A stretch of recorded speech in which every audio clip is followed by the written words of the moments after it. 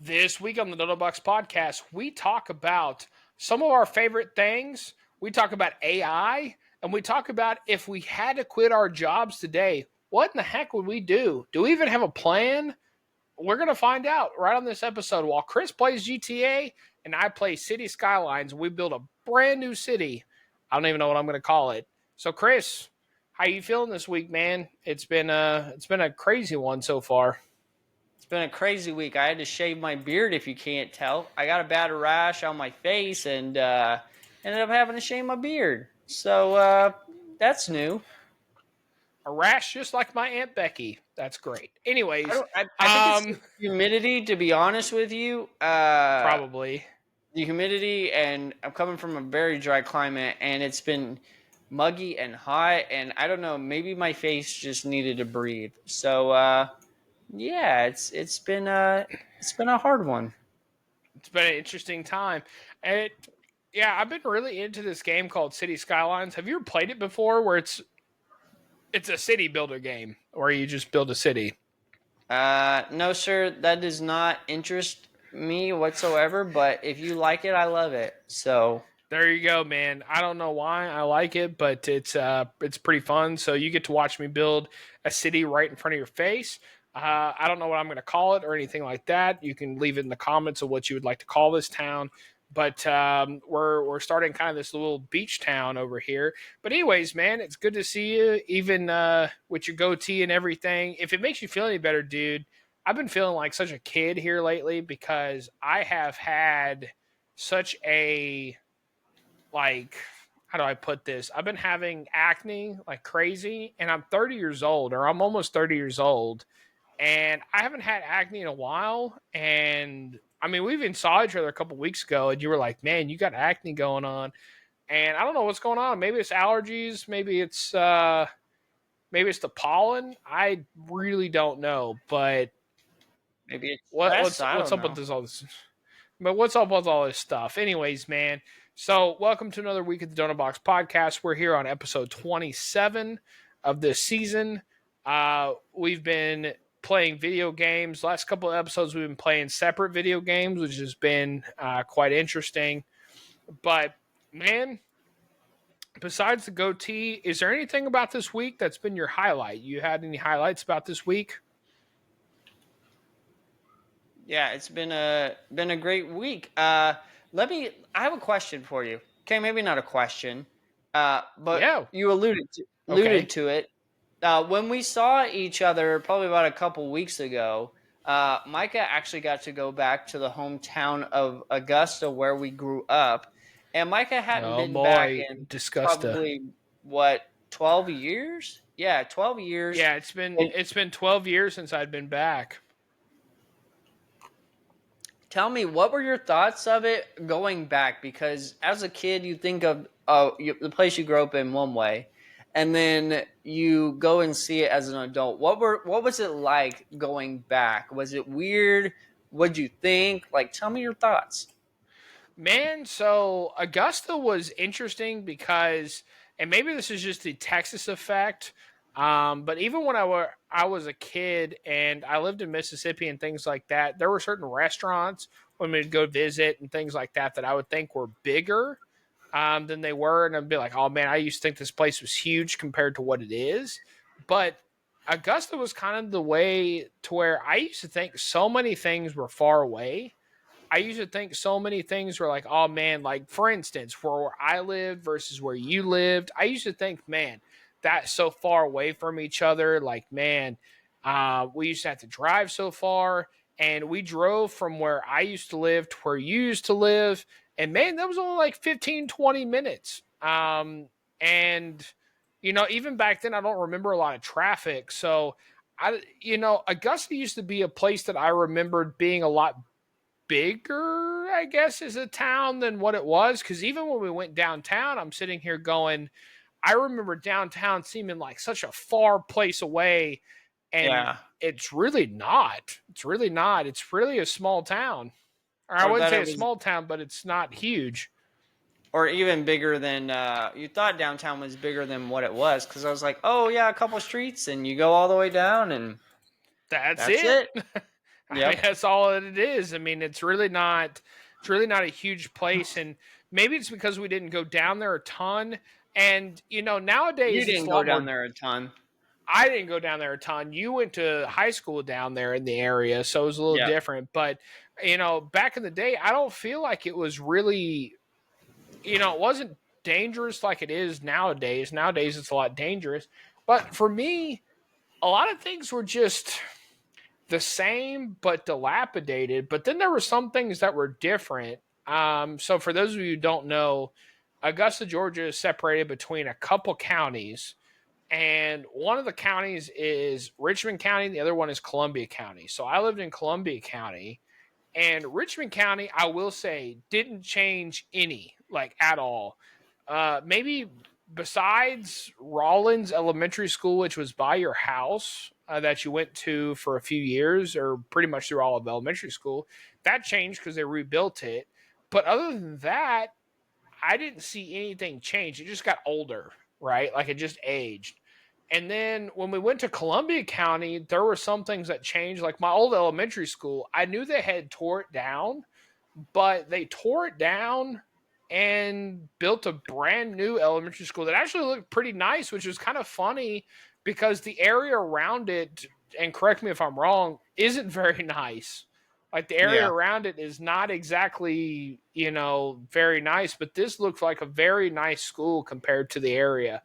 Um, and then even so, my middle school, which what I think is funny is we brought my wife and we brought Chris's wife out there, right? And we were driving out to my middle school, and we'd kind of already talked about like, man, I used to think that Augusta was so much bigger and it would take a lot longer. And our wives spent a lot of time in Texas, and my wife is from Texas, and so she said, "Oh, well, it's probably going to be one of these things to where it's really not that big compared to what you remember and all this other stuff."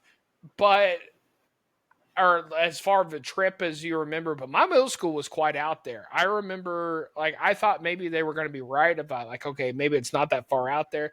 My middle school was still very far out there, and it was weird. It's county offices now, but it's still pretty far out there, and it didn't change at all. But my high school really, like, the main building was there, but they had on both sides, they had started building really big, I guess, newer buildings. And I looked that up online, and they're trying to do this whole, like, they're going to redo the middle at a certain point, but they're keeping the middle the same and doing the outsides and whatnot. And so that's all changing. So again, it was like there was the same stuff, but it was older.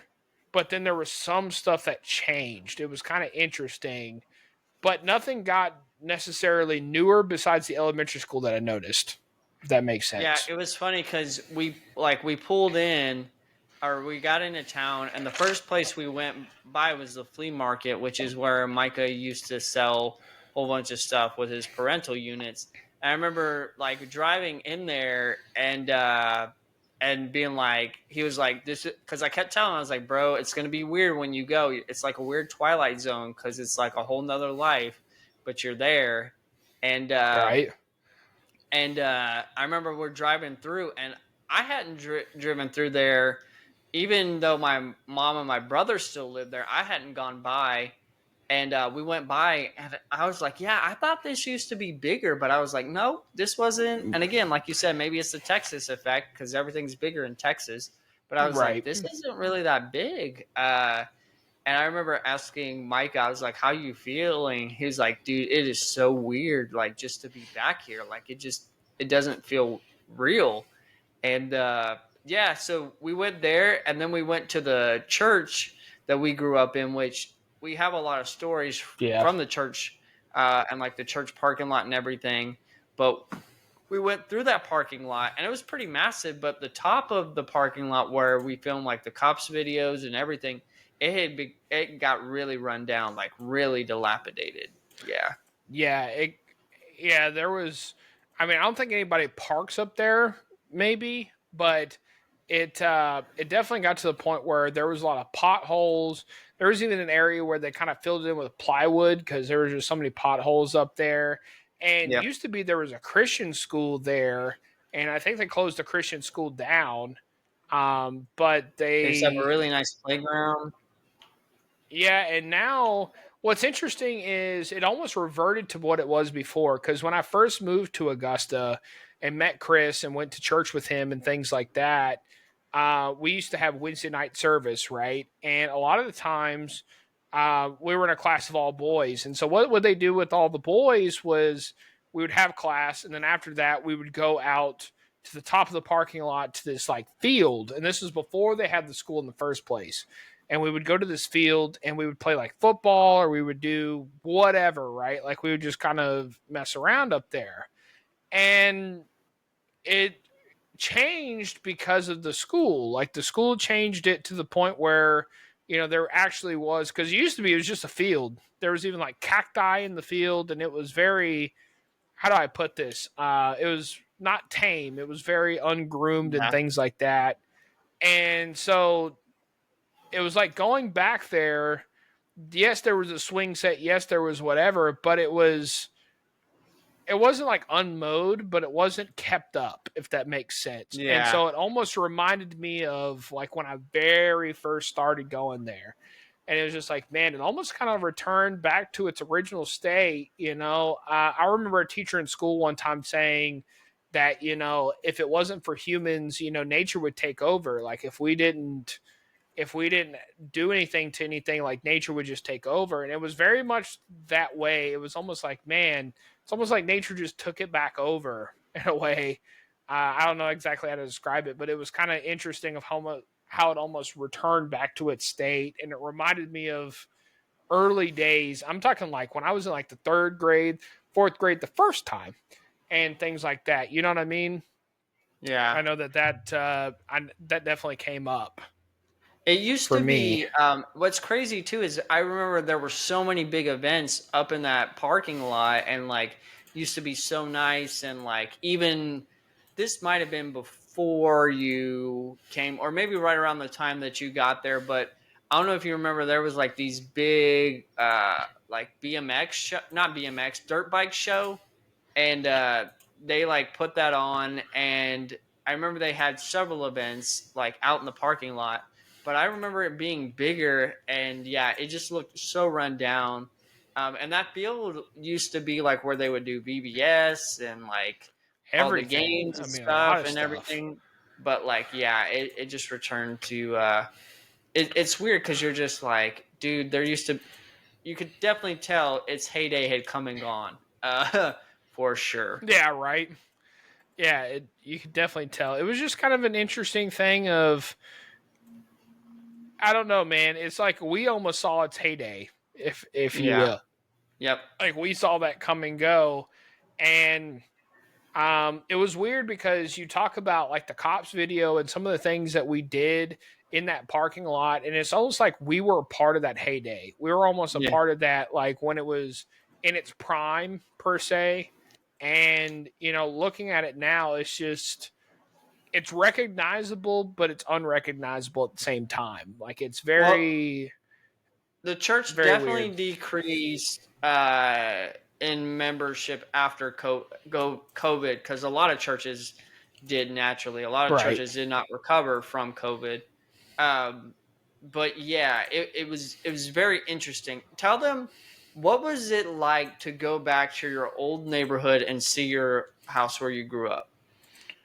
You know, I haven't even told you this, man, but what's interesting is I took a picture of that house. I'll tell a little bit about, what it was like in a second, but I even took a picture of that house, and it's almost been like a, how do I put this? I've looked at it a couple of times since then and been like, listen, you came from there. Not that it was a bad house or anything like that, but it's almost like a, the best way I can put it is almost like a phoenix out of the ashes. Like you rose out of that place.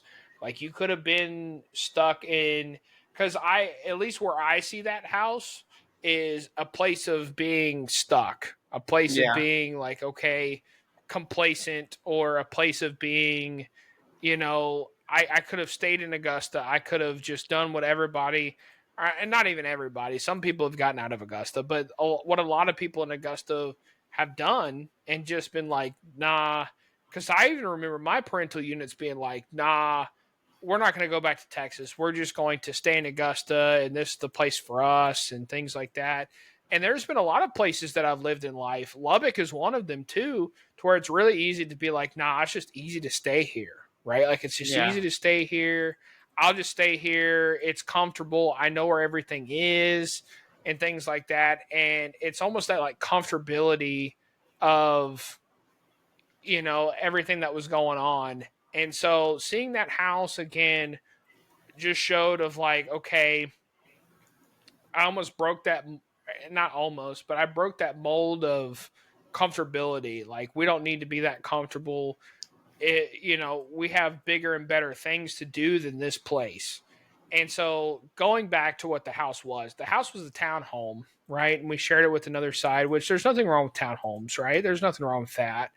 But the thing was, it was a rental townhome. Initially, when my parentals moved into it, it was supposed to be a temporary place. Like it was supposed to be, okay, we're here temporarily. We're going to find a house. And we lived there for almost 10 years and never found a bona fide house. We just rented from there. And it was like, okay, we're just going to stay here. And it was a comfortable place, right? And going back to that house, one, it was the same, but it was different. Like it was recognizable, but there was like a tree in the backyard. They had a big storm. What was it? Was it Helene? Yeah, it was Yep. Helene that went through there and tore a bunch of stuff up in Augusta. And so there was like a tree in the backyard that was missing. It looked a little different. There was even a tree that I broke my leg on that was gone, which I wasn't exactly upset about. Um, there were some things that were gone that were unrecognizable, but then there was seeing that house was just, to me, it was okay. You rose out of this place. You rose out of this place and did what you needed to do to get where you are now. And even though I'm not where I want to be now, and it's not the end goal of where I want to be, it's like what I had been struggling with is being unhappy with where I am. And it's very easy to do, right?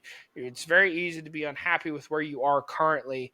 But then looking back at the past and going, okay, you could have been complacent and stayed in Augusta. Because I even had the opportunity when we went out to Texas to stay in Augusta. I had a very nice family, my godparents, to say, hey, you can stay with us. And I'm not knocking them. I really am appreciative of them. But I could have stayed.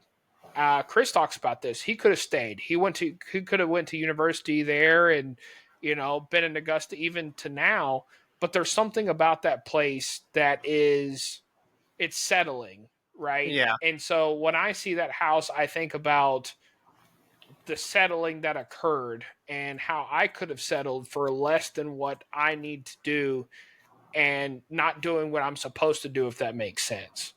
And so I think that was what a lot of that brought up with me. It was, even though you're not happy with where you are, you're a lot further along than where you were when you were here. And you made it out Yeah. of this place. You not only made it out of this place, but you made it out of 3 other places since then because you didn't want to settle for less than your worth and less than what you're supposed to do in life. And so, to answer your question in a very long, roundabout way, that's what I saw in that house, and that's how I felt about that. Yeah. It also keeps you grounded too, because even no matter how promoted you get or how famous you get, you can also look back and be like, yeah, I came from humble beginnings, because that's kind of stuff like you need to remember where you came from. John Maxwell talks about that, like, don't forget where you came from in a good way, because it keeps you humble. Right. uh but it's good. What was it like, because you got to see like my house that I grew up in, and of course I go back at least once a year to visit my mom and my brother, and like they've never moved out of that house since I was born. um and it had been totally redone. Like my mom, she redid everything when my dad died. What was it like for you to see the Right. house? You know, it was different, but it was the same. So there were some things that were recognizable. So yeah, they had upgraded some things. The kitchen looked different. Some of the areas of the house looked different, but at the same time, the it looked the same. Like when I walked into the den, right? I think the first thing that Chris and I and your brother Matthew talked about was the time that when your dad had bought a Wii, right, for you guys, and you had just freshly got, and this was when the Nintendo Wii was brand new. It was brand new, and your dad bought it for you, and he was working 2 jobs, and he was working really hard. And I remember coming over and being like, "Man, I really want a Wii," right? And I feel like that was one of the only things that you were like, "Man, I have that, and he doesn't That is necessarily," true. That is right? true. But I get there and I was playing the Wii, and I remember trying to show off at Wii Bowling, and we had tea on the table, and I swung that Wii controller and smacked that tea, and it goes all over. And not just the Wii that they had, but they had a brand new TV, and I remember smacking that tea all over the brand new TV, and there's a window that's right there on the left hand side if you're sitting in the den right there. And I remember seeing this pair of headlights pull in and knowing that, hey, that's Chris's dad pulling in, right? And love your dad, but he was a very, especially working 2 jobs, rightfully so. He was an angry guy a lot of the times, especially if he felt like he was being disrespected. You buy a brand new TV, because before then, I remember your TV was, no offense, it was very, very old. It was very Yep. outdated, things like that. I remember it being, um, if I remember, it was like one of those. How do I put this? Like a curio cabinet The almost, yeah, the right? bubble If that TVs. Yep. the bubble TV and kind of the cabinet esque. And Yep. so he had just gotten this brand new TV. And so I remember when the car headlights pulled in, it was just like, oh crap, we got to clean this thing up. And the moment I walked into that den, I just remembered that. And I remember us just talking about that, because that was like the first memory that popped into our mind, because you can't look at that window and not, at least in my mind, and not think about that. I can't walk in that Yeah. room and not think about that. Something else too was, Chris had his own bedroom and things like that, but a lot of times when we would sleep over, at least at the beginning, we would sleep in that den. We would set up a couple cots or whatever in that den, and we would sleep in there. Um, and so there was a lot of times, it was familiar, it was different, but it was familiar, Yeah. and the flooring was the same. Like that was something that I noticed too, was the flooring was the same, to the point where it was just like some of these scratches we probably put in the flooring. You know what I No, mean? she Like got the I floor don't redone. know. No, she It got the was floor redone. it's a it represents a lot of what I saw in Augusta. It was familiar, it was different, but it was familiar, if that makes sense. Like it was different, and then there were some parts that were just exactly the same. It's just different because it's older.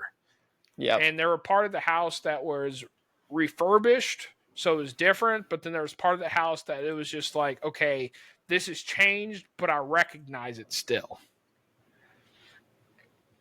Yeah. So Most it was definitely. definitely Yep. interesting going back. Definitely interesting going back. Yep. So, And then we went but to do you have anything else to say about Augusta? yeah. I was like, could you hear me? Oh, still there? No, go ahead. Go ahead. Oh, what I was gonna say was Yeah, I'm then still we here. went we went to the my dad's graveside and got to see that, which was interesting because I forgot where the grave was. Um, and then came back and visited my mom, and then we saw some other things we didn't want to see. So There you go. Thor's hammer is all I'll say on that one. Thor's hammer is what we got to see. Um, all right, man. Well, I got a question for you if you're ready for it. yeah, I'm ready. All right. So my question for you is AI related. So my first question is, So I read an article where a lot of people are pushing back against AI, which is very understandable. I understand that. Do you think AI is going to fade off, or do you think AI is going to be like the internet was in the 90s? Because if you remember in the 90s, everybody was like, oh, internet's just a fad. It's going to go away, but it's definitely been here to stay. What do you think Uh, about AI? Do you think it is a fad, or do you think it's going to continue? no, I think it's going to continue. What was funny was before this podcast, I actually saw an article that talked about pastors using AI, and it said refusing to use AI in 2025 is like refusing to use Google in 2005. It's a tool, right? It's here. I don't think it's going anywhere, man. Like it's gonna only get more progressive. Like I don't think we're ever gonna go back. In fact, I think it's just gonna get more and more progressive. Um, as far as the advancements in it because it makes things so easy. It makes things so accessible and it cuts down so much time. Now, do you want to hear my conspiracy theory?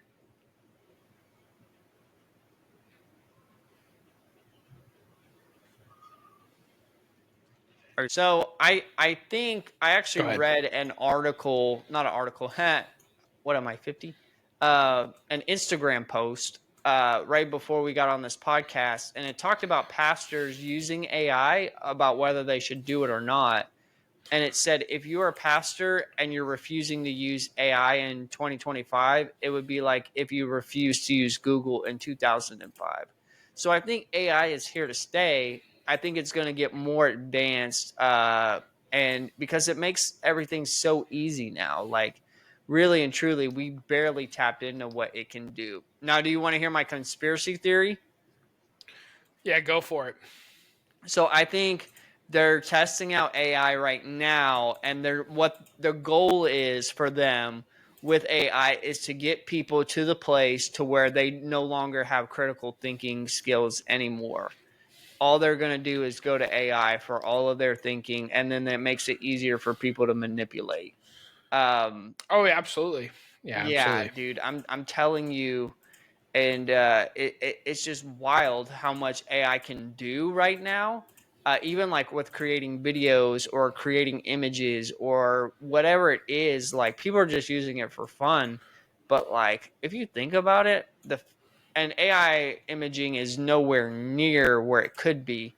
But if you think about it, it gets into the wrong hands. Like countries can go to war over stuff if AI just made an image or a video. It's like, oh yeah, did you see that the president of this country said this or and Right. then there's a photo like you don't know what's real anymore.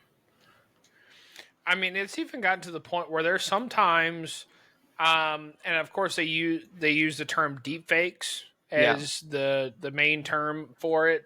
But I mean, there are some times where you will see, I'll see some videos where you have to watch it a couple times to go, wait a second, is this actually real or is this AI? And then there are some, I mean, there are some tells, right? I mean, one of the biggest tells that I feel like is happening a lot of times is okay, you'll see a video, like I saw one the other day about a bridge falling down. And I watched it a couple times because you're sitting here going, oh man, this bridge imploded, right? Mm-hmm. But then you see, okay, this bridge imploded and people died, all right, but at the same time, you don't see anybody else on the bridge running away from the edges of the bridge, right? They're Yeah. all just standing there still. So you're going, okay, if this was really true and this bridge collapsed, everybody would be taking off running, right? Like everybody would be taking off running.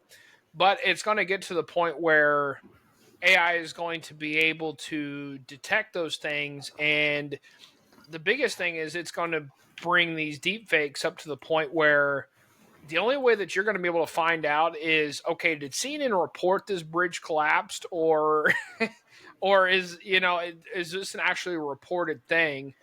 And that's going to be the only way that you're going to be able to tell. Like I feel like there's going to be a point where a lot of these deepfakes are going to get so good to where you really won't be able to tell. Like you won't be able to tell at all. And that's coming, but it's definitely not there yet. There are still some telltale signs Well, even Um, even with like content right now on Instagram or I guess TikTok, if you're on there, but like you'll see the videos and the content goes like, oh yeah, watch this reaction from a Karen in the store, and it's all scripted, it's all fake, but it looks like it's real. And then people right. like comment like, "This is obviously fake," and you're just like, "Yep, that's definitely fake." And so with AI, it's going to be, I mean, who knows what's going to Harder to happen. tell. Now, Yeah, it'll be harder to tell now, for sure. I know you're not asking this about AI, and I really hate to get on conspiracy theories, but Okay. here's the thing. My view might have shifted about aliens, okay? And you want to know Okay. why? Why is that? This doesn't sound Elon like a Musk. joke. Yes, that's exactly what I was going to say. I believe 100% Elon Musk is an alien. If aliens exist, he is one. Because think about this, bro. Tesla and Cybertruck, both created by Elon Musk, they don't look like or power like anything we have here on Earth. Where did he come up with that? I know people are smart and genius, but think about a Cybertruck. Just even the design of it is so much different than anything that's on the road.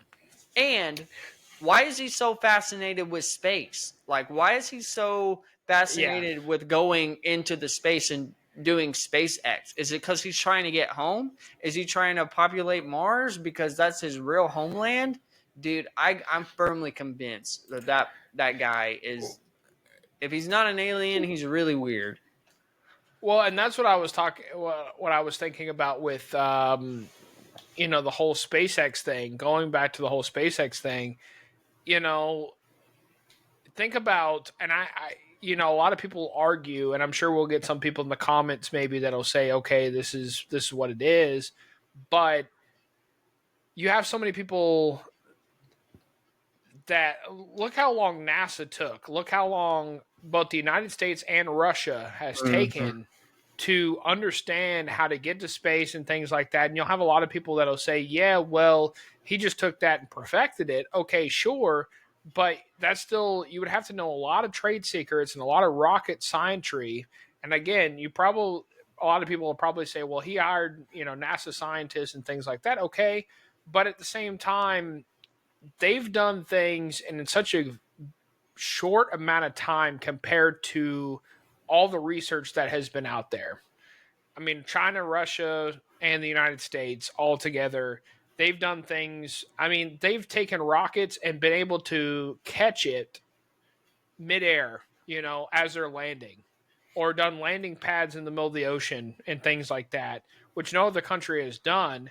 And do I agree that private sector with more money can do things like that? Absolutely, because it all depends on government funding on how much you can do. But at the same time, don't you think it's in the best interest of the superpowers of the world to be able to do this? And some private sector company has now done this, and the head guy doesn't seem to blink. Yep. Like I'm talking about Literally and physically. Like physically. you literally, Yeah. it's like literally you watch him, and I mean, the other thing too is he just looks odd, right? He Mhm. looks odd to the point. There are some people on this planet. I've said this before. There are some people on this planet that you sit here and you go, almost like the Men in Black thing where the bug was in the skin suit. I'm Mhm. not saying that that's the same thing, but you're sitting here going like, Elon Musk is one of these guys that's in a skin suit. You can't convince me otherwise. Like he's in a skin suit, he's something else, right?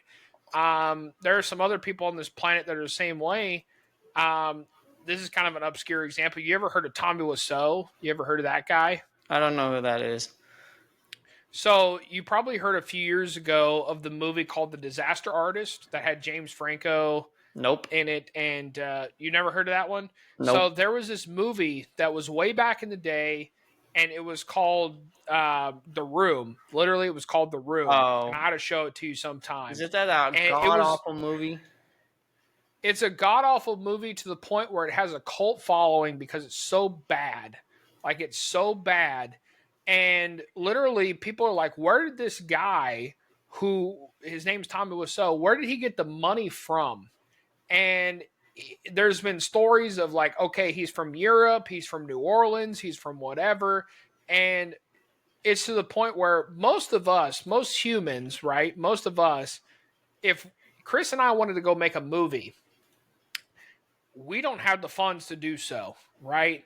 This guy somehow had the funds to go and not just, most movies, they rent the equipment, the cameras, that sort of thing. This guy said, you know what, screw it, we're going to buy the cameras. Where do you have that kind of money? This guy said, oh, from selling leather jackets. If you look at this guy is definitely an alien in a skin suit. You know what I mean? I believe I know this is like vast conspiracy theory, but I believe there are people that are amongst us who are aliens, who have the whole system figured out somehow. They got the money and they're just alien in skin suits. Like, and Elon Musk is one of them. I think that's legit what's going on here. And think about it But too. Like, anyways, well, I thought we were done with the whole Space Force stuff. Like oh 5 8 years ago. no, 5 8 years no. ago, that was like we're disbanding NASA. Like we're not putting any more money into the program. But Elon Musk comes along, and what's at the top of the? I mean, that is a legit, for somebody who works with the government, that is a legit branch now. So you have like the Air Force, you have the Marines, the Space Force is a legit branch now. The Space Force, like literally, I hear on my morning meetings sometimes where they talk about Space Force camp, whatever, and it's a base, and they're doing some sort of something with it. I can't talk about it, but at the same time, that is a legit branch that is doing things. There's even an article that came out not too long ago where they're looking to do, Boeing's developing some space ships for them, and they're planning to do the first space, whatchamacallit, I'm blanking on the word, um, aircraft carrier. So like the first space aircraft carrier, and the Space Force wants to do that. So why would you want to do that? Is my question. I understand you want to be a part of the space race, you want to have all this other stuff, but same time, I mean, it makes sense, man. I mean, it all makes sense here. Yep. So, Wow.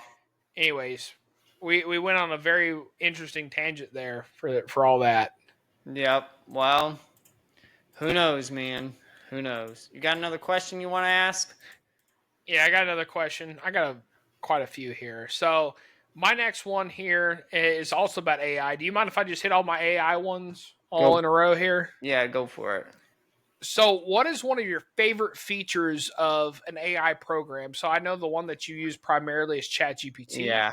I know Canva even has a little bit of a version of, some AI to where you can do some Videos. photo and video and things like that. What is your favorite feature of AI? Is there a feature that ChatGPT Yes. does that is your favorite? What's up? Yes, I enjoy, and it was the trend when they did like making your picture into a Muppet.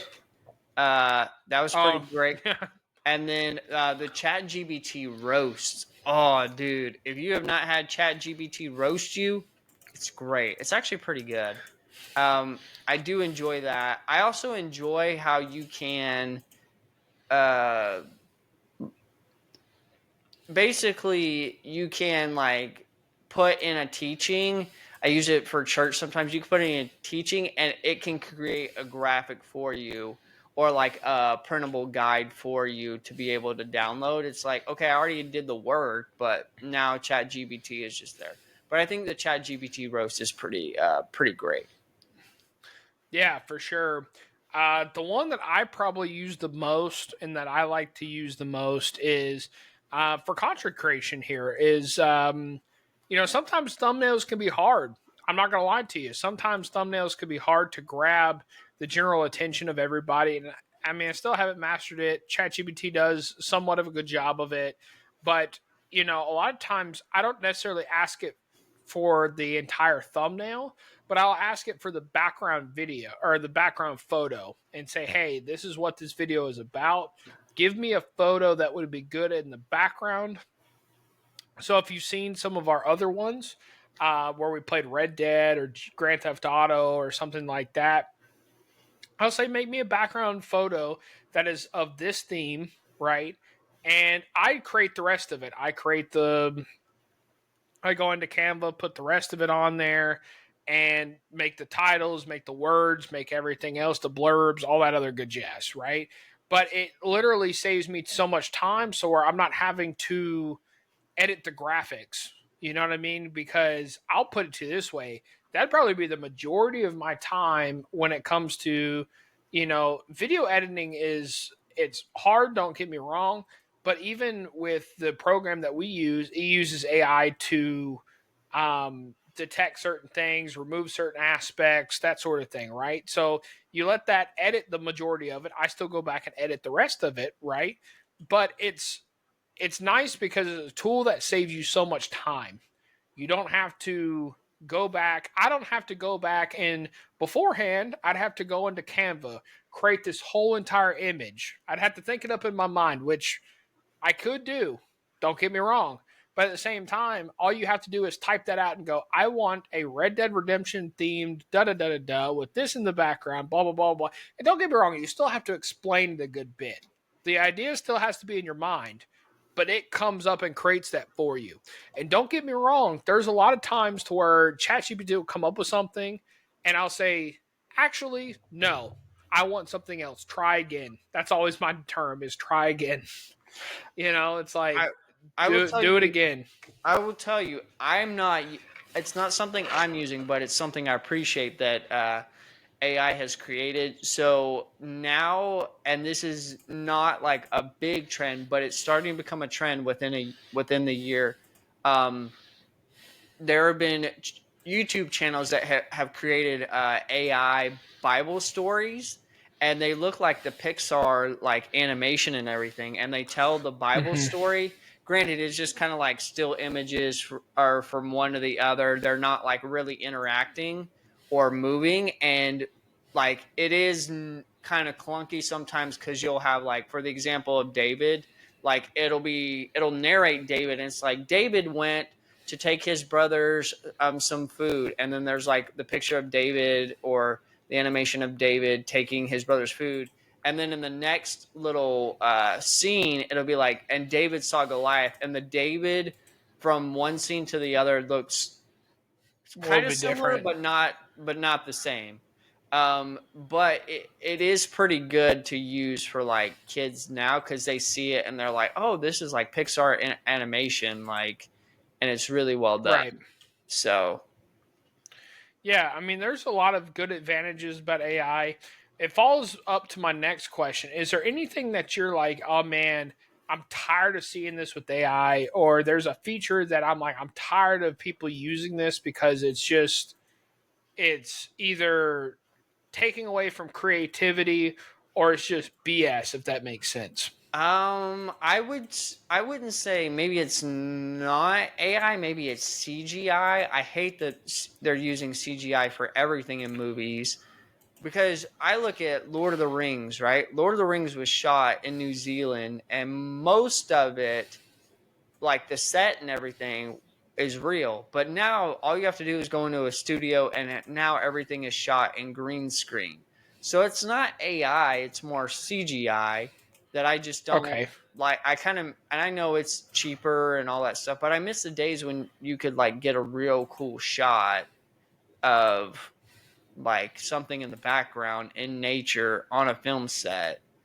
Uh, and I just don't like using CGI for a lot of stuff. But as far as AI goes, to be honest, man, like I have a I'm in favor of AI for most things. So Okay. I think for me, mine and where that question comes from for me is I get tired of seeing, and it kind of goes back to what we were talking about before. Um, a lot of the times AI is detectable with these things, but I get tired of seeing the fake videos out there, and oh yeah. the deep fake videos. And so being in the aviation content world, of course, that's what they're trying to pump to me the most, right? The ones that I've seen a lot. And this is probably frustrating more as a content creator than it is for most people. Most people, it's probably just an annoyance. But something that I've seen is it'll be like, oh, there was a plane crash today in Dubai, right? Or something like that.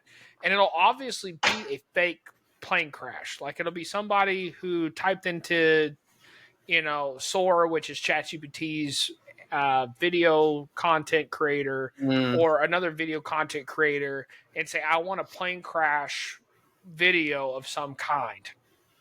And it'll look real up until a certain point, and then it'll be like, oh man, that is incredibly fake. And not just that, and maybe this is just my own end of it, and this is a very specific example, but I'm not a big fan of plane crash videos in particular. Oh yeah, I So don't like yes, it, those. it grabs it grabs a lot of views. That's why people post them all the time. And some people have asked me, like, okay, why on your Fly Guy Micah page do you not post plane crash videos or talk about plane crashes? It's like, for me, it's almost like a cheap laugh. You know what I Yeah. mean? I'm not saying that it's a laugh, but like if you're a comic, why would you choose the fart joke when you can do something more elaborate, or you can do something that appeals to a bigger market than just, because plane crashes are one of those things to where yes, people want to look because it's like a train wreck. It's a plane crash. You don't want to look away. You want to see what's going on and things like that. And people want to see those sort of things, but that's a cheap grab, in my opinion. And so, especially when it's fake, it's like, man, I don't want to see that stuff. But I see a lot of that. I even saw a video the other day where it's like, okay, this guy's like, oh man, there's this massive whirlpool off of this ship. And you can just tell the whirlpool is incredibly fake. There's nothing on this earth that could make a whirlpool that big. It was almost like a black hole in the Mm. water, if that makes sense. And you're sitting here like, man, I don't want to. I don't want to see that. And maybe I'm. So many people call themselves realist, but I like to see what's real. If there's a really big whirlpool that's like, man, that's pretty wild. Okay, fine. But at the same time, when you can tell it's obviously fake, it aggravates me because I'm going, okay, these people are just trying to get the view grab, if that makes sense. They're just trying to grab the views and go, because you look at the comments and 95% of the people are going, yep, this is fake, this is AI. And you can Yep. tell it's not about the legitimacy of the content. It's not about, I don't know. What am I trying to say? It's because as a content creator, I'm trying to put what's real out there, what I think is good out there, not just trying to get views. Like I want to get views because people are legitimately going, "Wow, that's actually interesting," or "Wow, that's actually good content," not just like grabbing them and it's being fake. I guess Yeah. is the best way to put it. No, I totally That's get probably that. my least favorite feature of that.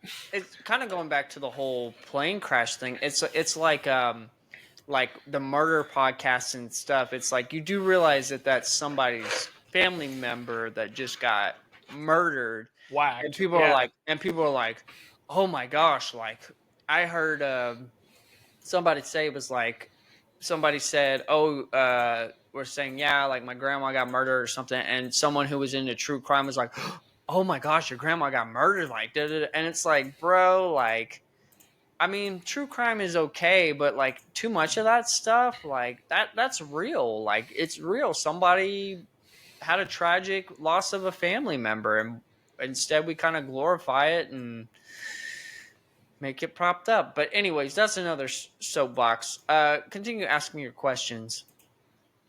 Yeah, no worries. So my next one, this is my last AI question that I have. So a lot of people, the main fear about AI that I've seen, or you talk to people and they'll go, well, there's going to be a lot of jobs that are replaceable by AI, and a lot of people are going to be put out of work. I don't know how many people you've heard say something Yep. like that. but I feel like that's probably one of the biggest fears about AI is, wow, it's going to put a lot of people out of work. What are some of the jobs that you feel are replaceable by AI? Do you think there are some jobs out there that's like, listen, AI is going to take over that job and it's not going to be needed and AI can do that job totally? Well, we experienced this when we went to the Bojangles with Yeah. the drive-through Yeah. ordering. I had never experienced that. It was AI that took our order. Yeah, no, and it's weird to say that. When I got back home, I had never noticed that either. I'd always Yeah. seen people and stuff like that do that. Um, but I've seen some fast food places adopt. So it's only one phase of it, right? So I've seen Well, McDonald's McDonald's and does I've that. Yeah. seen McDonald's and I think it was what Popeyes maybe that have adopted the whole. But all that they ask you is, "Hi, welcome to McDonald's. Are you using your Using the mobile mobile app app today?" today. Yep. And that's the only question that they ask, and that's an AI question. But then after that, it's a real person that comes on and says, "Okay, how can I help you?" Bojangles was the first one that I heard do the full like, okay, taking Order. your order. Yep. It was wild. So So that's gonna happen. I think AI, and I mean, there's already like you go to Sam's and you already see the self cleaning, like what's it called, the floor machine. That'll be AI. yeah, yeah. Um, I think a lot of like secretary jobs, secretarial work, that'll get replaced by AI because right now you can have AI take notes for you. All you have to do is do a voice recording, and then you just drop the voice recording in Chat GBT, and it makes And notes for you. I'll even double down on that. So I used to work in more the call center sector. They're moving more to the AI model Okay. and having less agents. You've seen that more with scammers, first off, Yep. because you'll have the AI prompt where it'll sound like a human, Yep. but then once you get to a certain point and you check certain blocks of like, okay, they Yep. said yes, they said yes, they said yes, then you get Get to you an to a real actual person. live agent. I know which I've ones to say yes to and which ones to say no to, by the way, because I mess with Oh, all I of know you do. Oh, them. I know you do. Uh, and so that's moving more along the lines of I think for a long time it was IVR, which is interactive voice recordings. Uh huh. To where a lot of people were like, "Man, I just want to talk to a real human" and things like that. I feel like a lot of these telephony companies have gotten to the point where they're like, okay, well, if you want to talk to a real human, we'll make it sound like a real human besides like the press one, press two options, right? Yep. And then if you get to a certain point, then we'll actually connect you with the real human. And what does that do? That cuts down on the number of agents, live human agents you have to have, because just like with the interactive voice recording option, when you press one, press two, press three, a lot of times it won't get you to an actual human. It'll get you to another menu or it'll get you to a visit our website and you can find helpful articles there or da da da da da da da da da da, right? And instead, they found a way to program AI to where those options are read off to you. So even if you're calling into a technical thing where it's like, if you want to change your password, press one. You press one, it's an AI model. They change the password for you, Mm. right? And then they tell you the password back to you. That eliminates the need for having an agent for that. So you only have to have an agent for the in-depth things that the AI cannot understand at this point. So I feel like those things will start going away to where a lot of the telephony services that you're having, even worse than what we already have with the interactive voice recordings, you're going to get to the point where it's like you're not going to be able to really talk to the agents will be AI Yep. for the most part. I think a lot of what we're gonna see is how Star Wars is with the droids, uh, Yeah. and those Yeah. jobs. Like, I think those are gonna be a lot of what AI does. Because I mean, AI could probably give you a haircut if a bot is programmed Properly. Yeah. properly. Even I think there's gonna be. I don't. I think it'll take a while, but I think counselors might get replaced by AI. You know, I actually heard something about this today. I sound like an old man too, but I read an article about how the cost of counseling without insurance is so high that a lot of people have turned to Chat GPT Oh yeah, or even ChatGPT is Microsoft a great. Copilot. Yeah, it's a great counselor. I promise. And just like you were talking about with pastoral things, there's even a question out there of, is AI even better at counseling than humans because there's no human emotion aspect to it or personal experience that is coming out. And sometimes, as much as we love therapists, they could be biased, Yep. right? Because of things that have happened to them or things like that. And so, one, being free, and two, not having the bias, there's a lot of people that are out there that are like, man, actually, AI is a much better therapist than humans are. And you think about that because therapists a lot of times have to at least have a master's in what they do to even become a therapist, a licensed therapist, and actually get business on their own. So it's interesting because it's not just, I think the initial thought behind AI was, oh yeah, they can replace the fry cooks, right?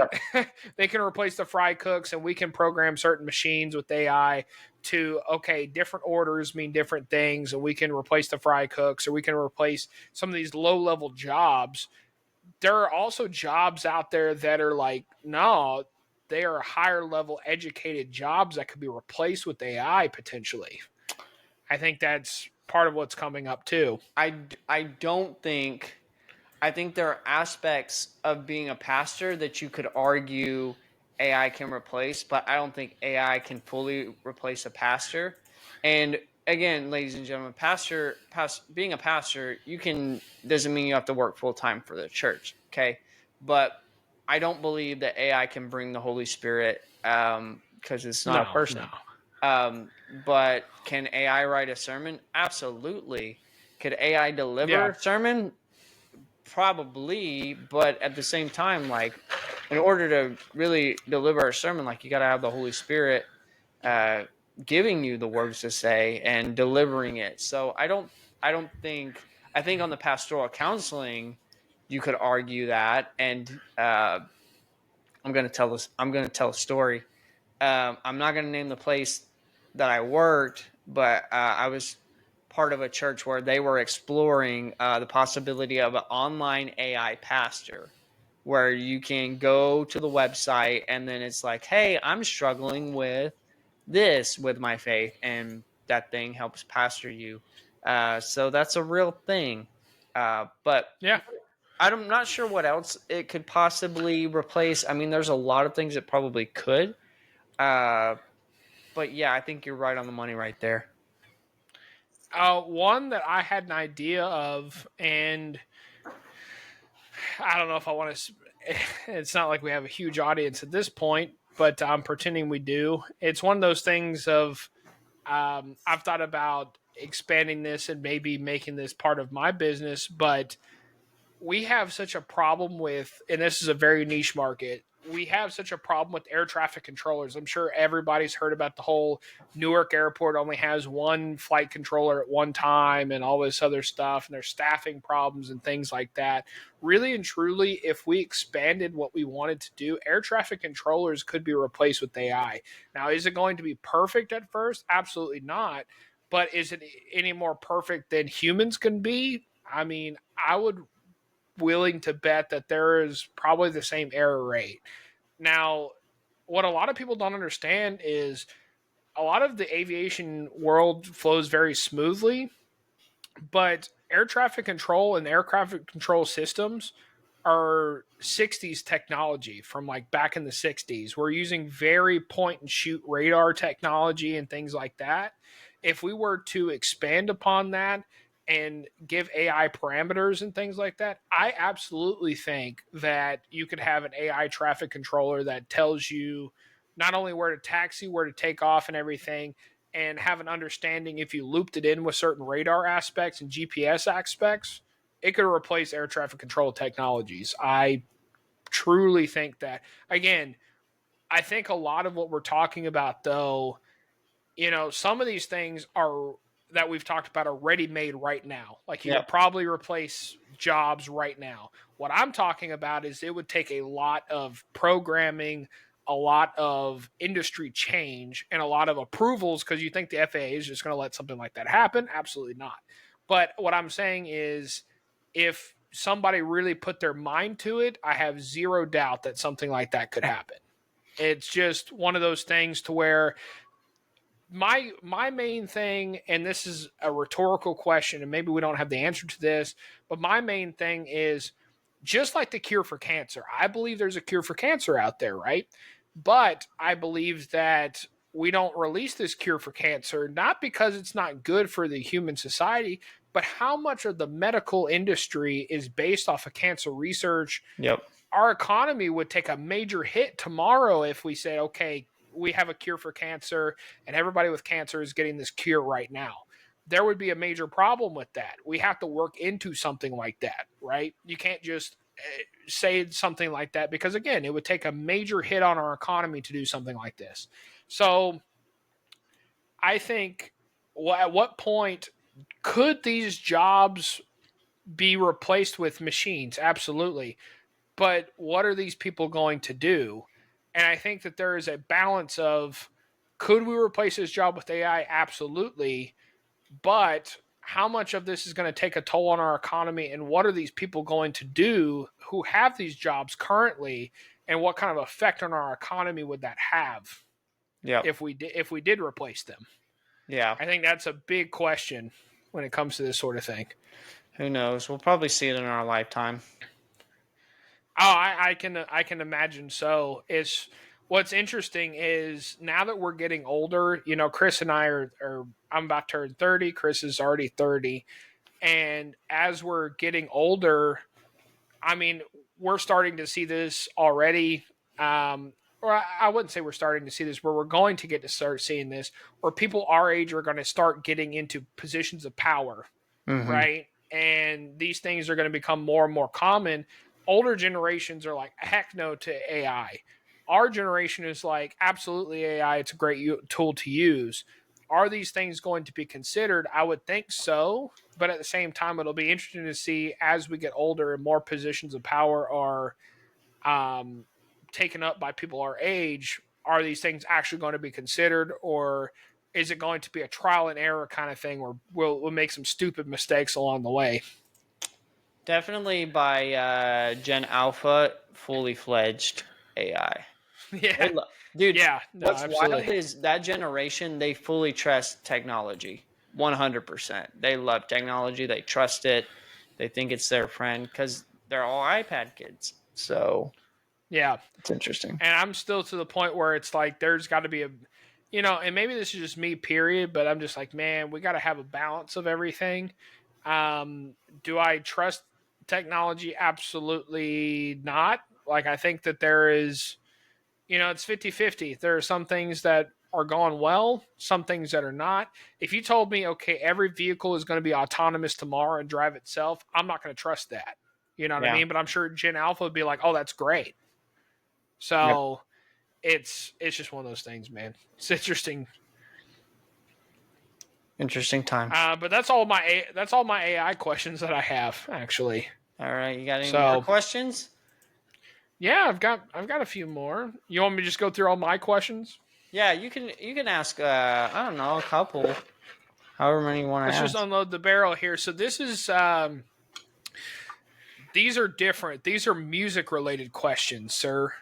Okay. Um, so what is your Mount Rushmore? So four of your top people of rappers from the 2000s and 2010s. So do you have four people that you're like, man, if I had to make a Mount Rushmore of hip hop rappers, who's it going to be for you?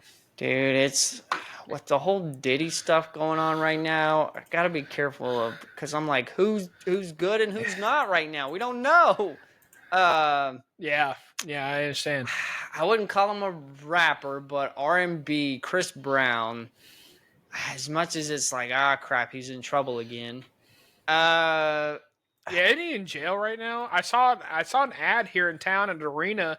It's like, oh yeah, Chris Brown's coming on tour, and I Yep, was like, I thought he was in jail right I now. thought he was too. Luda's pretty good. Snoop's He pretty just kind of good. sold out though. That's the only thing. Snoop, Snoop is good for sure. Snoop, uh, Ice Cube.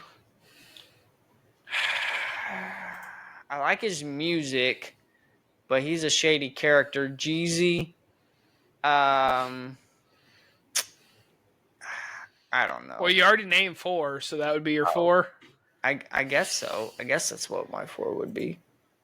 All right, you want to hear my four? Yep. So from the 2000s to 2010s, and I base this a lot off of what do I have currently on my playlist? Like, what is the most on my playlist that I have? Jeezy is number one, of Okay. course, because I have most of his stuff. Lil Wayne is You're a number Wayne two person? because I'm not saying that I like him. Um, really and truly, it's Birdman and Lil Wayne because like a lot of what I have on my playlist were like Birdman and Lil Wayne from back in the day, right? But nowadays, you can't like Birdman because I don't know if you heard about all that stuff that was going on with him and how he wasn't paying people and all this other stuff. And basically, he's done. So it's like, okay, Lil Wayne. And then T.I. is one of them. Okay. He's got I got a lot of songs from T.I. Um, and then my fourth option is Future. And then he's more from the 2010s. But man, I still listen to a lot of Future. I'm not like a huge fan of some of his newer stuff. Like I listen to some of his albums from 2016, 2017, that sort of thing. Blood on That Money, that sort of thing. And then also Rent Money, some of the other stuff. Like I like some of those songs, but I don't know, man. There's something about going back to his albums like Pluto from 2012 and some of his stuff from 2014. That's still like I still listen to a lot of that stuff. I don't know why. I listen to a lot of Future when it comes to that sort of thing. And really and truly, what's funny is the lyrics are not that good. No. Like you can listen to it and you can really put anything to the beat that you want. Like I'm not good at freestyling, but if you put a Future beat from like 2012, 2014, you can pretty much sing whatever you want over top of it and it'll work. Like it's a very easy beat and flow to go off of. I Yeah. don't know if that's why I like it, but it's just I don't know. that's Okay. that's that's mine though. Gotcha. So, all right, got a couple more questions here. So my next question is if there's a concert that you find out that is coming to town and you're like, bro, I can't miss this concert. Like, price is no object, right? Of course, Okay. some of these people are really expensive, but it's like, I got a concert coming to town. I can't miss it. Who are you going to go see? Okay. Two people, and you're probably gonna be like, "Oh man, I would have not have guessed." Um, Breaking Benjamin. Uh, Okay. All right. I would thoroughly enjoy seeing Breaking Benjamin, and for some reason, his newer stuff I'm not crazy about, but Bruno Mars. I think I Yeah, would yeah. enjoy going to a Bruno Mars because I actually like Bruno as much as he's a controversial figure. I do enjoy Bruno. Uh, I like his music too, believe it or yeah, not. I I like enjoy his music him. too. Yeah, I would say that. I mean, I've always wanted to see Lecrae in concert. I've never seen him in concert. But did you know he's like doing podcast stuff with Will Smith? Did you know that? I didn't know he was doing stuff with Will Smith, no, but Yeah. he's always been very close to more of the secular market, which a lot of Christians have not been happy with him about, but I think is Yeah. good.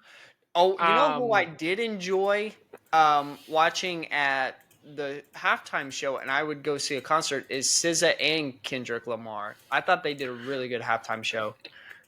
yeah, I liked Kendrick Lamar. The only thing was he did an album. So I actually really liked Kendrick Lamar around 2015 with that song "Don't Kill My Vibe" and some of these other songs that he did. I really liked him back Mad City and some of these other ones, right? But he did an album at one point, like right after that, that I deemed he kind of did. And I don't think it is this way, but it seemed kind of racist towards white people, and so I was like, "Ah, man, maybe I shouldn't like him." But it's kind of hard to tell. You know what I mean? Like my thing is, you from that area, like Compton, Inglewood, that sort of thing. I wouldn't be a fan of white people either. But my thing is, it was just kind of hard. But I would go see a concert with Kendrick. I think he's good. I Yeah. think he's a lyrical genius, is what he Oh is. yeah, Like a he's lot of smart. people, like some people don't see that, but just like a lot of improv actors and things like that, you have to be a genius with that. He is a lyrical genius, is what he is. Yep. In a day where a lot of rappers just put out nice beats and they're not really saying anything or mumble rap or whatever it is, like he's actually saying something, and that's always really good. And say what you will, but he torched Drake in that battle. He Oh yeah, really he did. did. Um, You're probably gonna go see some European electronica concert, yeah, aren't yeah. you? Yeah, the one that you're probably going to be like, really? I didn't see this coming is I'd go see Coldplay. I actually like Coldplay a Really? good bit. Yeah, I like Coldplay. Um, Okay, name three other songs that you like. so I like Clocks, I like Adventure of a Lifetime, and I like, what is the other song? I forget the name of it.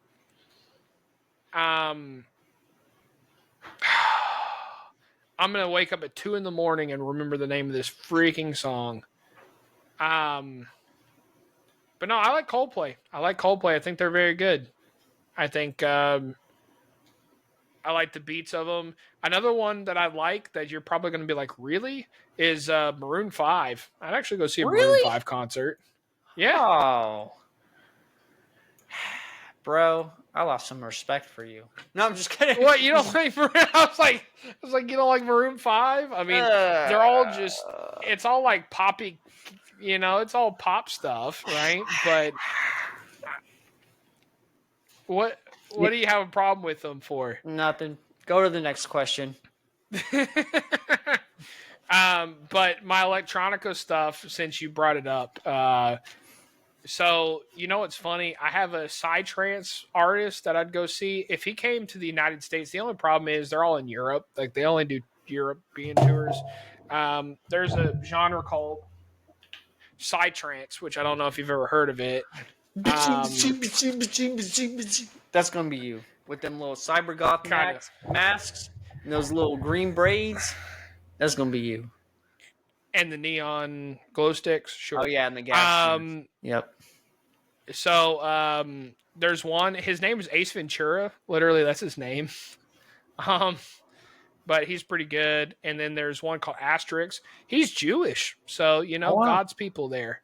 Um, and then my other ones. There's another one. He's a drum and bass artist, Nets guy. He actually does come to the States sometimes. He does some bigger shows. And then there's another one. He does more. It's called Hardcore Gabber, and his name is Anger Fist. So there you go. Um, that's what's up. One thing I do like. I don't know if you'd call them like 80s synth bands, but they're like current. But they do most of it's instrumental, but it's like 80s sounds, like Time Cop 1983 or the Midnight, and they just do Yeah, like I don't that mind that. classic 80s electronic sound. I So like I that do kind of enjoy like stuff. driving Yeah. to that. So I don't know if I'd go see him in concert, but I do enjoy some type of that. We can get along there for sure. Yeah. Okay, so I got a few more questions here. So, what are your favorite comics these days? Like comedians, do you have a favorite comics list? Like Yeah, top I three? do. Kings of Comedy for sure. Dave Chappelle is gonna be number one for me. Uh, the dude is a genius. Like, just the way that you can tell he really enjoys his craft. So I enjoy him. I enjoy Cat Williams. That's no surprise. Cat is a genius, but he is. I don't know, for some reason, like I think Dave Chappelle is funnier, but Cat Williams is more entertaining to me, if that makes sense. I think they're both funny in their own ways.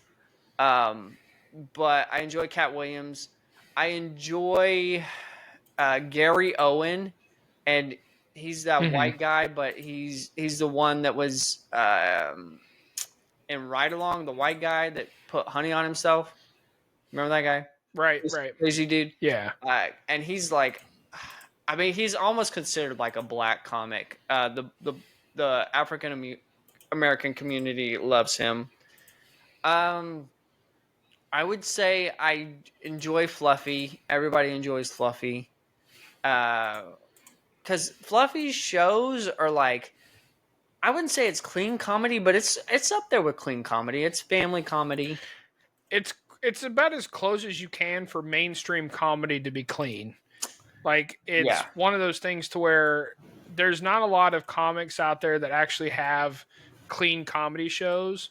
And so his is about as close as you can get because he doesn't really talk about a lot of dirty stuff. I mean, Yeah, he really he does doesn't. have some he does have some things, but for a large in part, besides some cussing and things like that, you can take a family to that show and not necessarily be worried compared to some people. Um, I would say, and he's not fifth on the list. I would probably put him number three, but may he rest in peace, Bernie Mac. Uh, Yeah, but he's not a current comic. Dion Lewis. Have you ever heard of Dion Lewis? He's hilarious. I have. Yeah, He's great. And then I wouldn't say like I watch him, but he's not one of my favorites. He does do clean comedy. His name's John Chris, which is like he's the popular Christian comic. Trey Kennedy is okay, but I don't know. He's been doing too many bits where he cross dresses uh, oh in like yeah. his skits, and I'm not about that. Uh, yeah, dude. Uh, that's who I would say probably are like my top five. What about you? Gotcha. So for me, I've been trying to get more into it. As you know, I'm trying to refine some of my craft to try to understand. Like I'm not saying that I want to be like a full time stand up comic, but I something that is on my bucket list is doing a open mic night and just see how it goes. Yeah, But here's my main fear is I do an open mic night, I bomb, I'm gonna want to do it again until I get it right. Like I don't know how to put that. You know what I mean? Like I would yeah, want to do it to where I'm actually like getting laughs out of it and not just be like, oh man, I did it once and I bombed. yeah. But right now, a lot of who I like are the storytelling kind of people. So Fluffy is definitely one of them because he's very good at telling stories of his life. Of course, a lot of it is overblown and overdrawn, but that's part of it, right? That's Like that's part comedy. of it. Right, that's comedy. That's part of it. Bernie Mac is definitely one of them. He's pretty funny because again, he a lot of it is stories about his life. You know what I mean? Some comics are just telling jokes. Like I don't know, some people are just playing jokes. Like they just tell bits, they just tell jokes. And then some people tell stories about their life. One person that I'm like, I don't understand why I like him, but I think it's funny. If you've ever seen him, is Anthony Jeselnik. Have you ever seen him before? I don't know who that is. So he is definitely an a-hole comic. Like Oh, I don't know why I like him. I have no idea why. Like one of his main jokes, and I'll refine it and make it short for the podcast, but like one of his main jokes was him like going to a bar and him talking to this lady and she was talking about he asked her, you know, okay, what do you do for a living? And she says, "Oh, well, I'm a brain surgeon." And he says, "Oh, well, that's interesting because I didn't know women were so good at sarcasm." And it's just like it's always like he has like dead baby jokes. He Oh, has like all these like really like horrid jokes, and maybe it's just the shock factor of them. I don't know because you know me. Sometimes I like the like people reaction humor, like almost the Eric Andre humor, if that makes sense, where people are just like shocked that somebody said that or somebody did that. That's kind of funny to me. So maybe that's why I like that sort of thing. But seeing that, and of course, um, I've you've seen this before, but I think John Panette's really funny. He's not a current oh one; he's yeah, he is. I would passed say away he's pretty now. funny. Yeah. I think he's pretty funny, but then again, I think like heavy people are naturally funnier, especially when they're talking about food or something like that. I don't know. Maybe I'm just a fat person internally. I don't know, but it's just like it's pretty funny. It's pretty funny stuff. So it's like I kind of like those people. Dave Chappelle is also funny. I do agree with you there. Cat Williams is as well.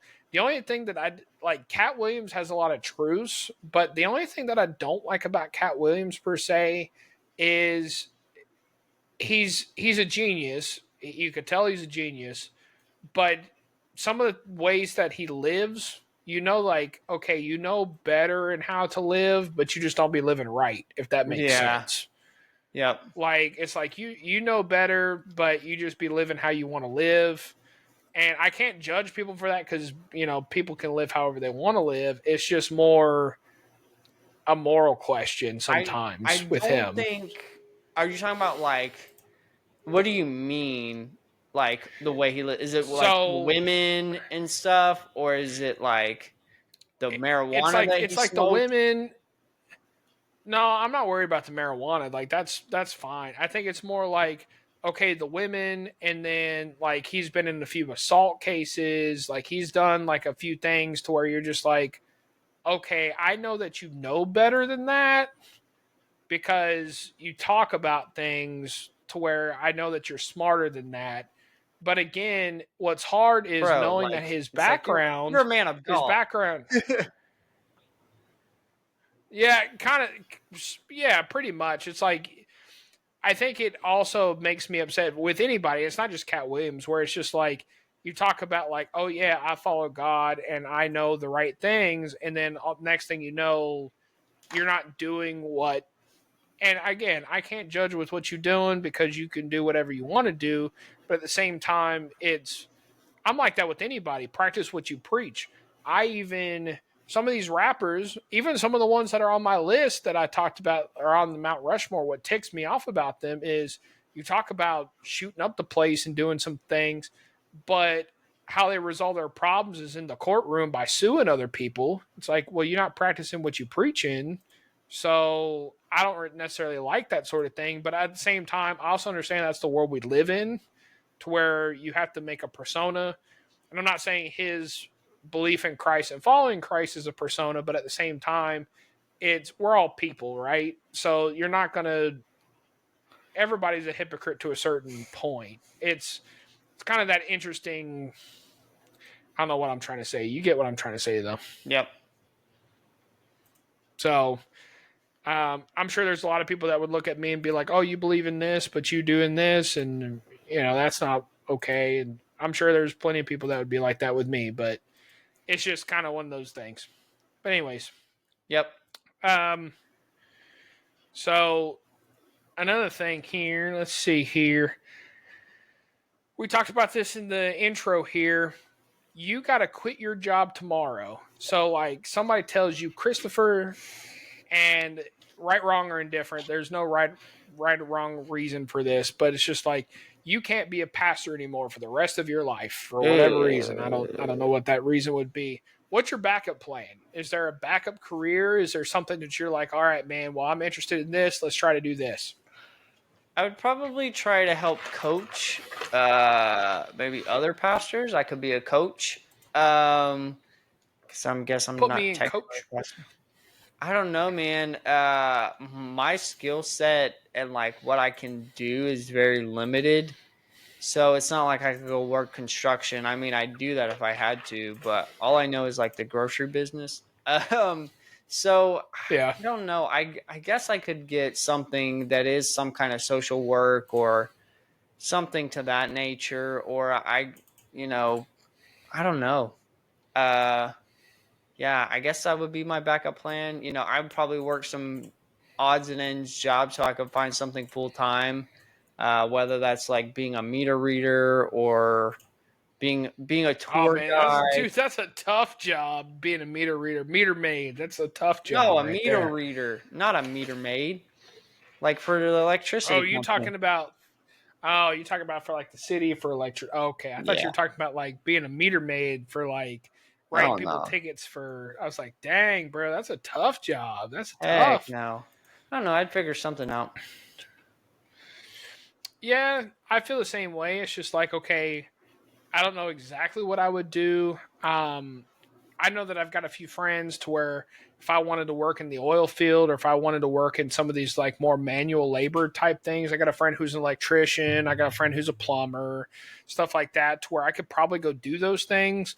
At this point, man, what's hard is I'm a desk jockey. Like I've been behind a desk too long to where a lot of those manual outside jobs, like I could adjust to it, but it's just not what I would want to do. I'm used to the AC. My fat butt's used to the AC at this point. Um, so it'd be a little difficult. I think for me personally, though, um, again, it would be if I can get something into aviation. Um, what's hard is, you know, part of the reason that it's like, yes, aviation is great, but I wouldn't want to be a part of it is it's such a fickle market to where it's up one day and then one day it's not, right? Like one day they're hiring a bunch of people, the next day they're firing a bunch of people. So it's always very, very fickle. So, again, it's one of those things if I could make sure that get my aviation Instagram and YouTube to work great and I'm doing something with that, I mean, that's everybody's dream to have something on the side like that work for you to where you don't have to actually work a real job and do something like that. I think at first I would try to double down with something like that and then try to figure out something else if that doesn't work out, if that makes sense. Oh yeah. But for sure. So there you go. Okay. Got two more questions for you. That Got works. two more. Um, so we've talked about this before, but what do you think about college these days, man? Because we were preached to, and we've talked about this more when we weren't on camera and weren't doing the video game thing. But let's talk about college, man. We both went to community college and that sort of thing. Do you think that benefited you? Or, I mean, in your case, I would say maybe not so much because you're still doing what you're doing, and maybe not so much in my case. But do you think it's worth it? So, like, you have a kid who is 18, or even you're helping somebody out. Like, you have a teen who's like, Pastor Christopher, I'm thinking of whether or not to go to college. Should I? What's the advice you'd give them? I mean, are you saying, yeah, go to college and make that happen? Or are you like, man, that's not exactly necessary? My first question is do you know what you want to do after you get out of college? Which is fair. Which is fair because a lot of people are like, yeah, I just want to help people. And it's like, great, that's what everybody wants to do. Most people, 95% of the human population wants to help people. But really and truly, dang it, really and truly, unless you know what you want to do once you get out, I feel like college is not necessary. So if you want to be a doctor, cool. You need to go to college. If you want to be a lawyer, yes. If you want to be a counselor, before AI replaces you, yes. But if you're like, dude, I just want to be like business marketing, or like some generic thing, it's like, okay, bro, like I don't think you really need to go to college. I would encourage you to do internships, apprenticeships, whatever, because those help get you more life experience. So unless you really, really know what you want to do, and that's the problem. Most people don't really know what they want to do right now. Uh, then you're going to be in school and you're changing your major like 5 times, and that's Yeah. just going to cost you more That just money. costs you a lot of money. What's Yeah. interesting is, and this was 20 years ago. They did. If you ever seen the show The Apprentice, which is now President Trump, but he was just Donald Trump back then with his businesses. It was a competition show to see who was going to be the apprentice of Donald Trump, and it was really about business, all that. Well, one season they do college grads versus high school grads, right? And what's funny is the high school grads actually ended up winning a lot of the challenges because they have more life experience. And studies are showing now kids are getting into debt, and like for what reason? Like 100 grand in debt, 200 grand in debt. Uh, and to me, unless you're going to be like a doctor or a lawyer, all that debt is not worth it. No, definitely not. Um, Especially when you're talking about private schools and things like that. Like public education is already expensive. When you talk about private education, it's even more expensive.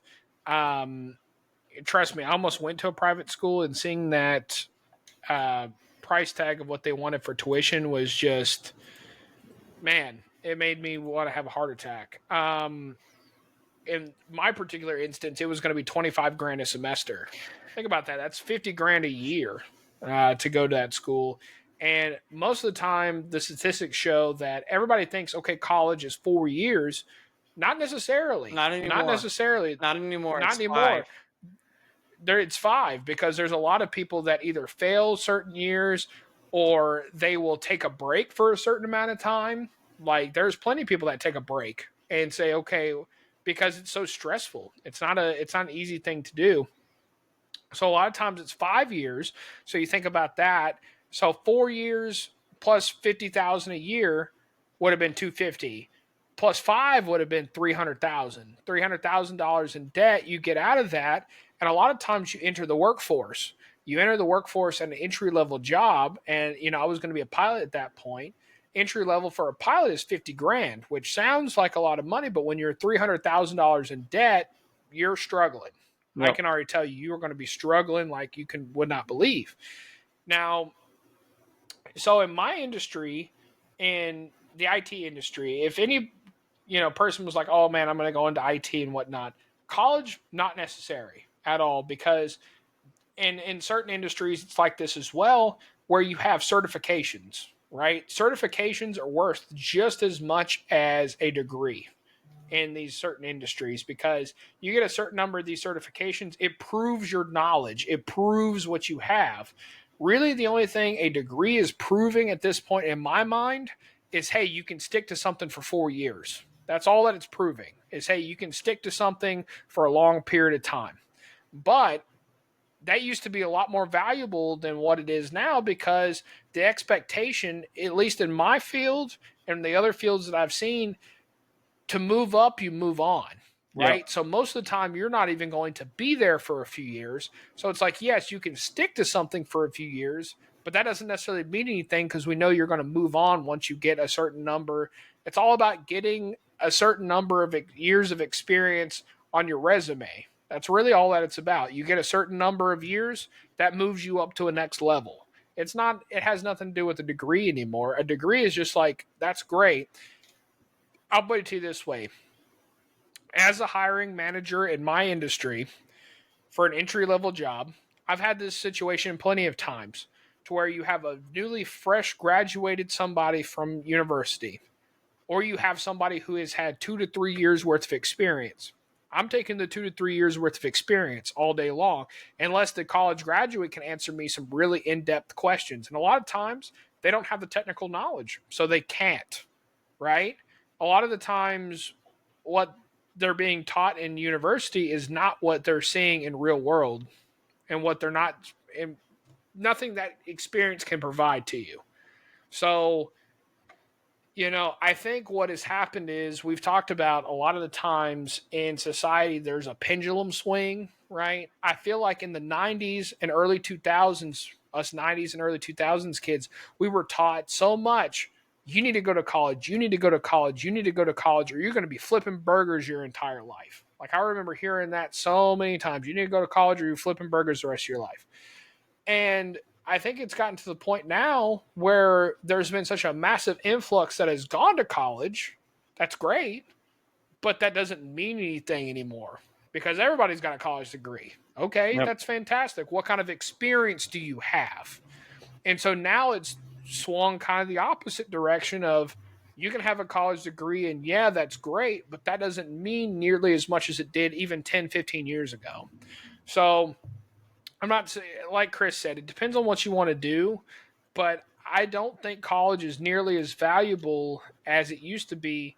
And some people like myself, I'm going to college now, but a lot of what that is it's not for my job standpoint, it's for an accomplishment factor to where later on in life I can say, "Hey, I got a college degree." That's an accomplishment. Just like a high school diploma is an accomplishment. You can go and do an accomplishment thing, but it's not really necessarily to bump me up in my job role per se. You know what I mean? Like, it's just to be like, yeah, I'm a college graduate. That's literally all it's for. It's literally just to get the piece of paper on your wall, just to say, yeah, I got the piece of paper on my wall. That's Yep. literally all it's for.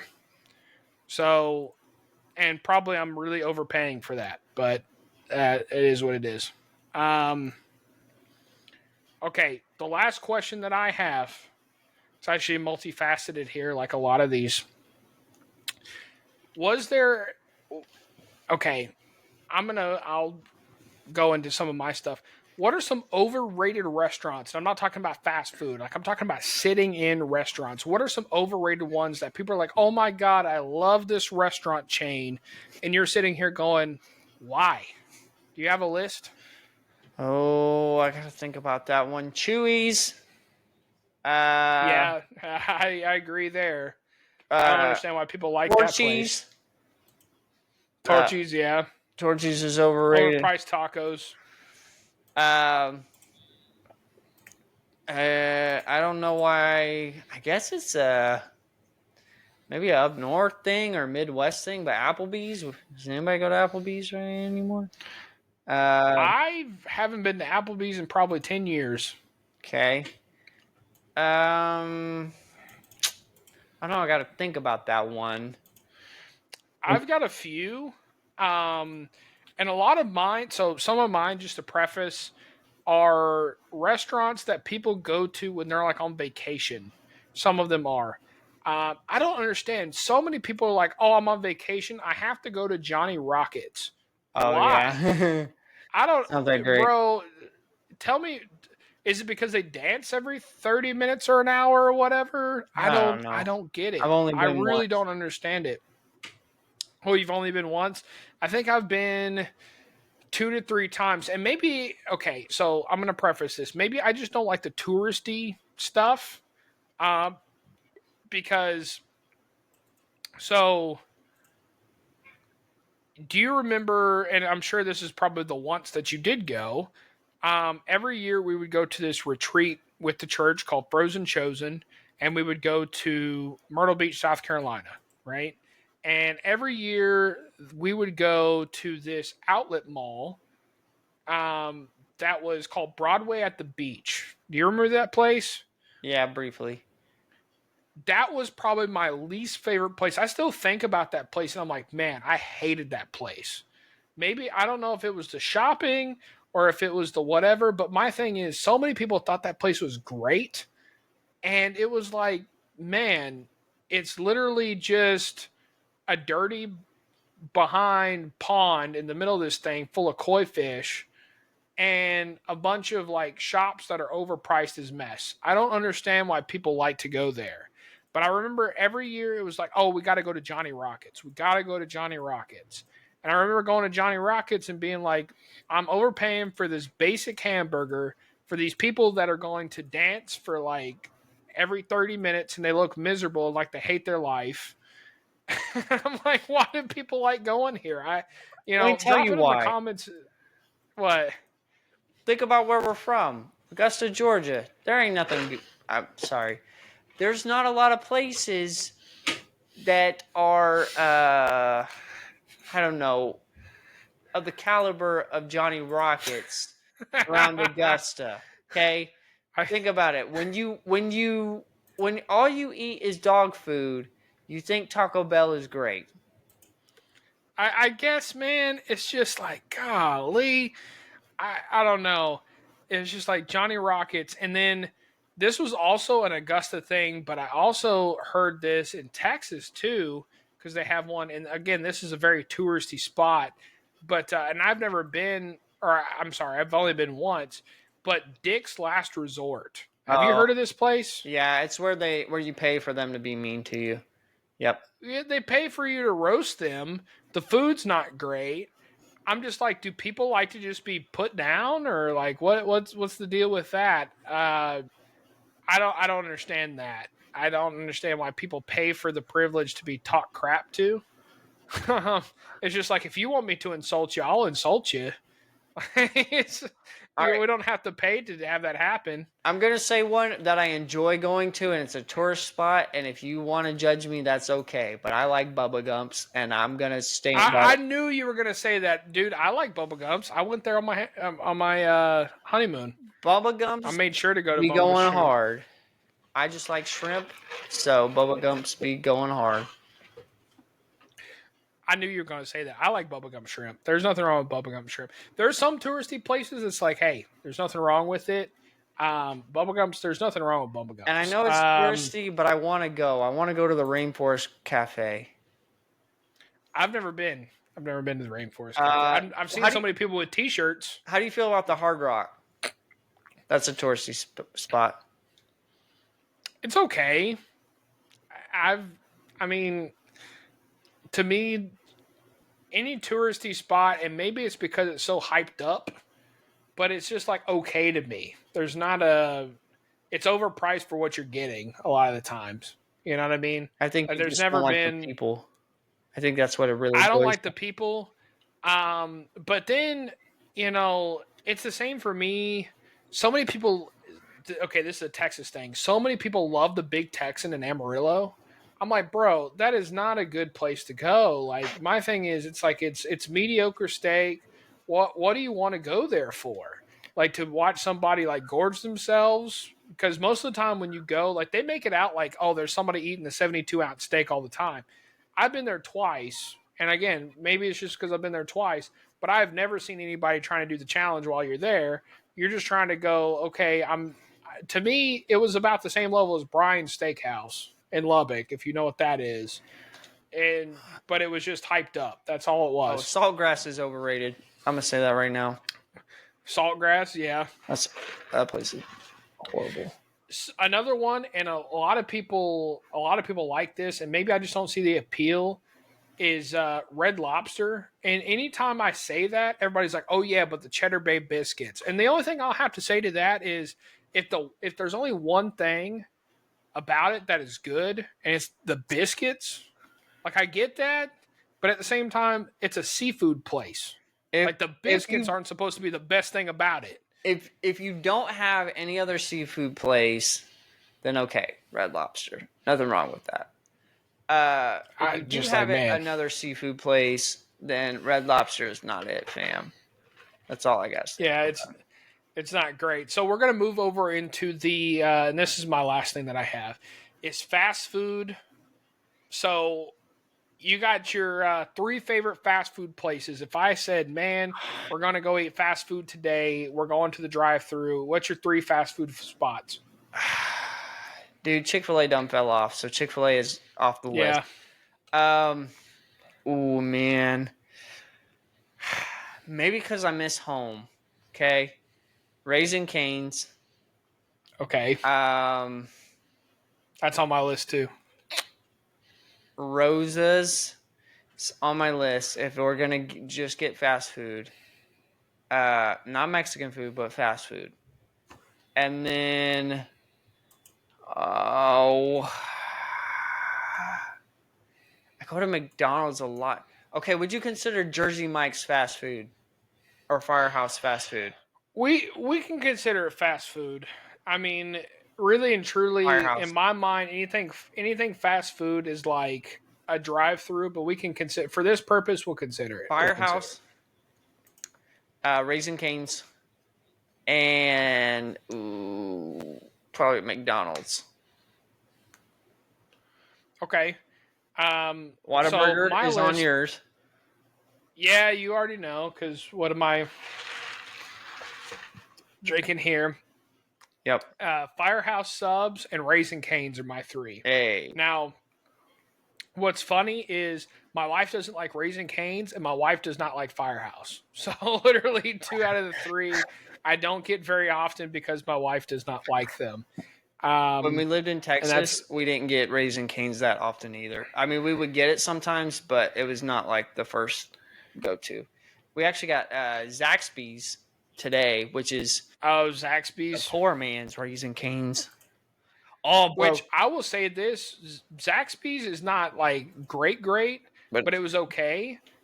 Here in Texas, they have Zaxby's here, and it's god awful. Like Yeah. it's terrible over here. Terrible. If I'm in a place where I can get crystals, then I will get crystals. Just because That's where we should have went when we were in Augusta. That's where we should have went when we were in Augusta. Anyways, Yep. so my on the back half of that, what is your least favorite? Do you have 3 of your least favorite of like, oh heck no? Somebody's like, let's go here. And you're like, oh heck no. Yeah. Wiener Schnitzel, Oh god, yeah, that's terrible. Taco Bell, That's terrible. Yeah. and then fast food. Oh, if someone is gonna request Long John Silver's or Captain D's, we're not going. Yeah. You know what's funny? That's on my list too. So here's my list. You hit two of the ones on my list. Wendy's. I don't know why. Hey, but, Wendy's? bro, Wendy's. At least around here, every time I go, it makes me sick. I don't know what it is. Like it makes me sick. Like every time I go. Long John Silver's and Taco Bell. Yep. Like all. I just can't do it. Long John Silver's, I probably haven't been in 15 years. I swear, I know it's owned by Yum Foods, which like owns Taco Bell and some of the other, KFC and some of these other ones. But for me, I swear that place has to be a front because how many people have you talked to that's like, oh yeah, I'm going to Long John Silver's? Like I have not met anybody that has been like, oh yeah, let's go to Long John Silver's. Like, and every time I pass a Long John Silver's, it's pretty empty. I don't know, man. When I did Uber Eats in Lubbock, I would get requests for Long John Silver's quite a bit. You would? Really? Okay. Yeah.